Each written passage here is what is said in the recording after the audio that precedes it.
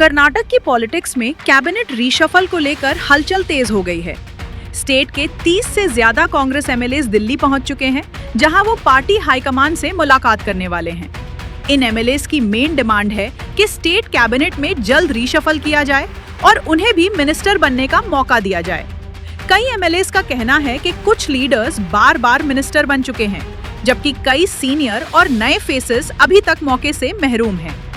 इस political development के बीच कर्नाटका के चीफ मिनिस्टर सिद्धारमैया ने अपना स्टैंड क्लियर किया है। उन्होंने कहा कि मिनिस्टर पोस्ट के लिए इंटरेस्टेड एमएलएस का दिल्ली जाना बिल्कुल गलत नहीं है।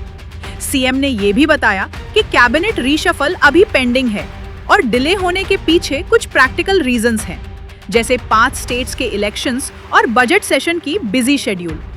सोर्सेस के मुताबिक कई एमएलएस चाहते हैं कि कैबिनेट में लार्ज स्केल चेंजेस हों, जिससे ज्यादा से ज्यादा लोगों को रिप्रेजेंटेशन मिल सके। ये भी कहा जा रहा है कि अगर रीशफल होता है तो कई नए फेसेस को चांस मिल सकता है। फिलहाल सबकी नजरें दिल्ली पर हैं, जहां पार्टी हाईकमांड आने वाले दिनों में इस पर बड़ा डिसीजन ले सकता है।